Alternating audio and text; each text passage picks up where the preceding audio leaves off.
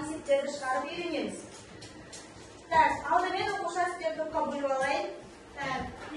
Топқа бөлу үшін мен сіздерді сүйір, тік және доғал бұрыш етіп 3 топқа бөліп қойдым. 3 алдым.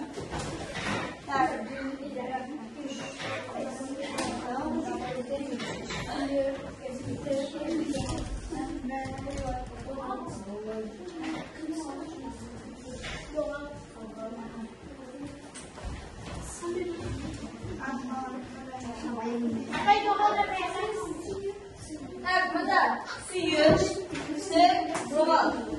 Оқушылар жинақталдық, алдарыңызға А4 форматтағы қағаз бердім. Тақырыптарыңыз аттарын жазып қойыңыздар. Сонымен сүйір бұрыш, тік бұрыш, доғал бұрыш болдық. Енді талабымызды бастамас бұрын не байқадыңыздар? Суреттер берілген. Суретте не байқадыңыздар? Соны қысқаша көтеріңіз айтсақ. Бірінші топ бойынша, бірінші сурет бойынша шатыр. Бұл суретте сүйір бұрыш бейнеленген. Не бейнеленген? Бірінші суретте шатыр бейнеленген. Ал шатырдың бұрышы ол сүйір бұрыш. Екінші сурет бойынша кім айтады? Екінші сурет бойынша үйдің қабырғасы бейнеленген. Ибрахим айтады. Бұл үйдің қабырғасы, бұл үйдің кәдімгі өзіміз тұрып жатқан үйдің қабырғасы. Яғни ол тікбұрыш бар. Тікбұрыш жасап тұр, бұл суреттер. Келесі фонариктің жарығы бейнеленген Нұрайым айтамыз. Бұл жерде фонариктің жарығы бізде сүйір бұрыш бейнеленген. Жарығы бізде сүйір бұрыш жасап тұр. Келесі бұрыштың түрлерін атаңдар. Бірінші сурет бойынша бізде Бекзат айталым. ДВА жазыңқы бұрыш, ВА-ны сүйір бұрыш, ДВ-ны доғал бұрыш. Доғал бұрыш, өте жақсы. Келесі бізде жасыл бұрыш бойынша. Ал Ибрахим айталым. FPX ол доғал бұрыш болады. Ал KPX ол сүйір бұрыш болады. Сосын FPK сүйір бұрыш. Сүйір бұрыш жасап тұр, өте жақсы. Келесі бізде жасыл бұрышты кім айтады? Айболат айталым. Жазыңқы бұрыш ол DMS жазыңқы бұрыш. Жазыңқы бұрыш болады. Келесі Ал аян айталым. ол тікбұрыш, ХЕЗ ол жазыңқы бұрыш, РЕЗ ол тікбұрыш. Сонымен бұрыштың түрлерін анықтадық, Қатесіндап келесі бөліміміз бізде 45 градус сүйір бұрышты құрай ма? Қадетке айтамын. 45 градус сүйір бұрышты құрайды. Келесі 180 градус жасыңқы бұрышты құрайды ма? Кәусар айтамын. Құрайды. Келесі 55 градус тік бұрышты құрайды ма? Бізде айтады Бекет. Жоқ, тік бірінші градус құрайды? 90 градус құрайды. 100 градус доғал бұрышты құрайды ма? Ал 100 градус доғал бұрышты құрайды. 67 градус бізде доғал бұрыш құрайды ма? Аян айталым. Доғал бұрыш 67 градус құрайды. Доғал бұрыш қанша градусқа тең? Аралық 90 градустан. Үлкен 180 градустан көрші. Сүйір бұрыш бізде 170 градусты құрайды ма? Бізде айтады Венера. Сүйір бұрыш 70 градусқа тең болуы мүмкін бе? 170? Жоқ, мүмкін емес. Сүйір бұрыш қанша градустың аралығында құрайды бізде? 90 градустан кіші. 90 градустан кіші 4 градустан үлкен бұрыштар бізде сүйір бұрыш деп аталады. Доғал бұрыш 98 градусты. Ал айталым Али. Құрайды. Доғал бұрыш 98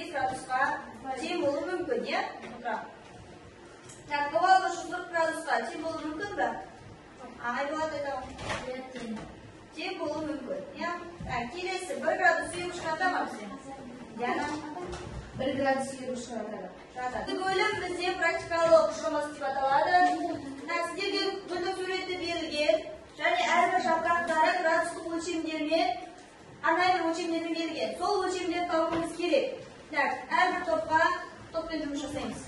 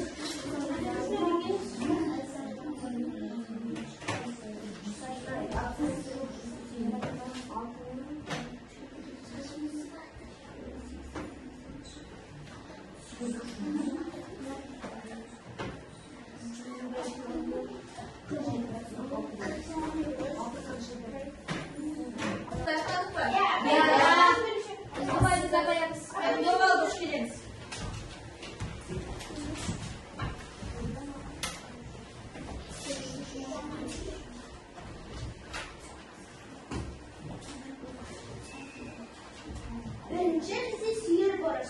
Bu 70 gradus. İkinci bize 25 gradus suyur boruş. Üçüncü 90 gradus çıktık boruş.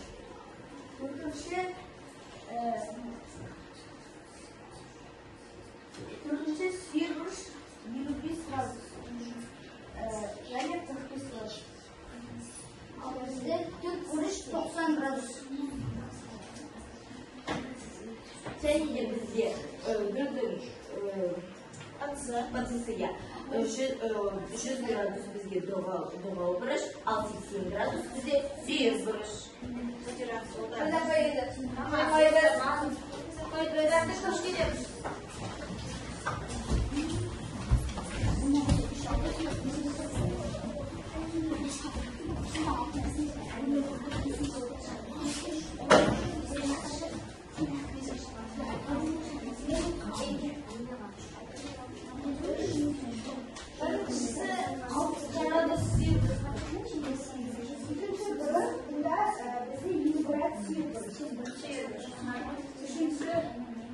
Üçüncü bölüş 45 gradus bu suyur bölüş. Dördüncüsü bu zeytin bölüş, o 90 gradus. Beşincisinde altıncısı 47 gradus, al beşincisi 27 gradus. İkinci suyur bölüş. Gülдің батысында 7-105 градус бұл доғал бұрыш, ал 80 градус ол сүйер бұрыш.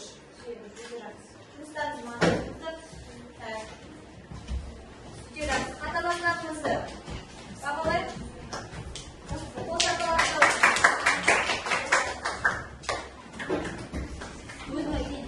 Келесі түзі сүйер бұрыш қоқия. Жинақтап тұралы.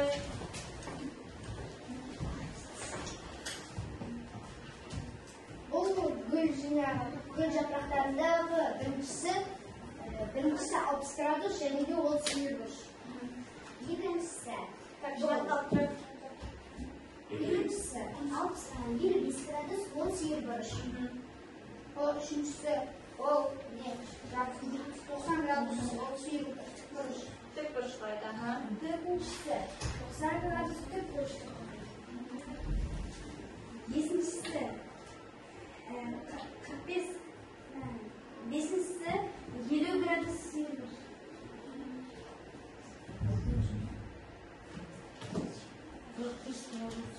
Сүйер бұрыш. Жетіншісі 70 gradus ол сүйір бұрыш. Ал сегізіншісі 80 gradus ол сүйір бұрыш.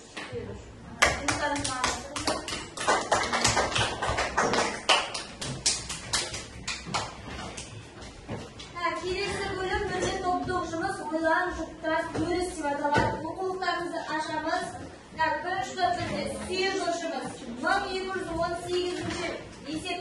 birincisini alamız. İkinci doğumuz bize tüm kuruş. 1218'in ikincisini alamız. Doğal kuruş 1219.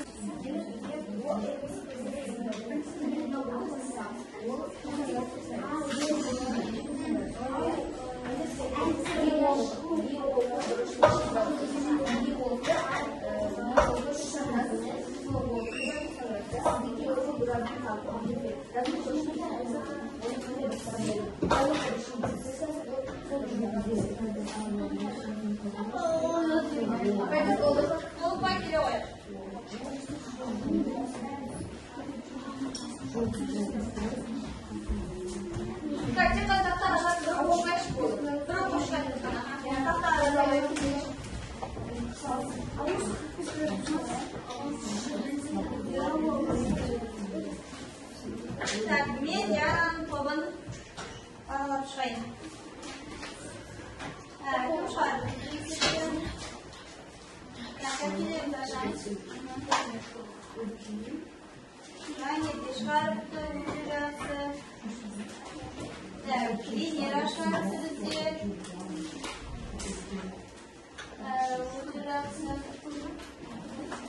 Албамыз. Hadi şarmanlıya. Tak. Suyu boş bulup var.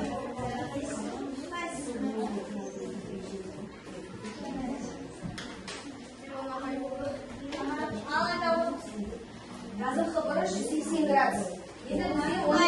Оның бесектрисасын жүргізін келдікті. Ал 180-ге бесектриса деген бұрышты теңдей бөлетін сәуле. 180-ні 2-ге бөлгенде 90 градус. Яғни ЕОФ бұрышы 90 градусқа тең. Және де разымға бұрышты бесектриса жүргізсек, ол 4 бұрышқа бөледі. Отырамыз. Келесі қайтем. Сүйір бұрыштан шығады бізде. Ал. Бір кім шығады? Бір топтан бір адам.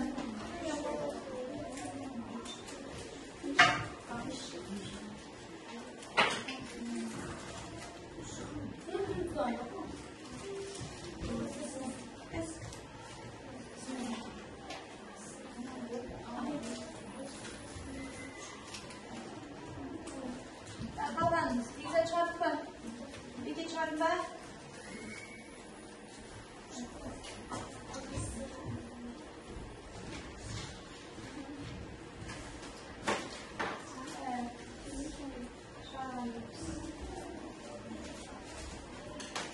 Айда ой.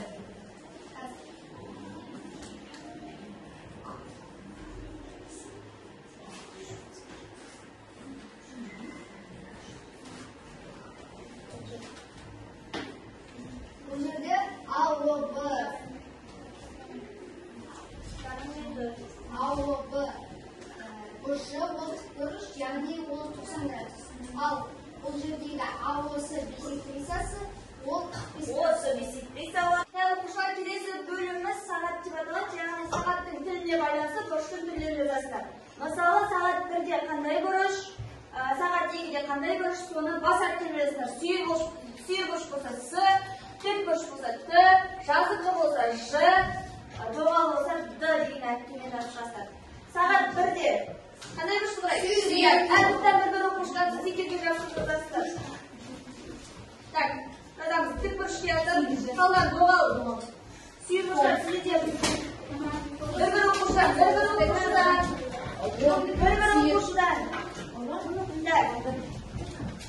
Сағат 2-де. 2-де келеміз. 2-ге келіп, 2. Сізге бұнда жаталды. Сағат 8, 9, 10, 11.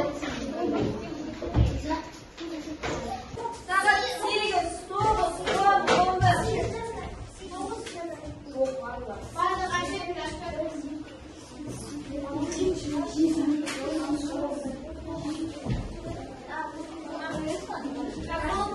Жоқ, апай.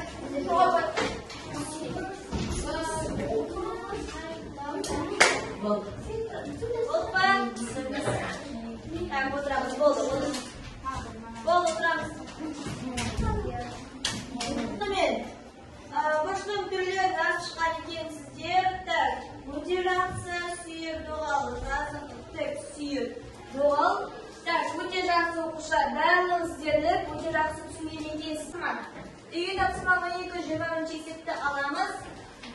Дәл мына 1220 есеп сияқты дәл соған қарап шығарамыз. Так, бүгінгі сабақ қалай өтті? Қысқаша өздеріңіз мағлұмат жазасыздар. Рефлексия. Кері байланыс.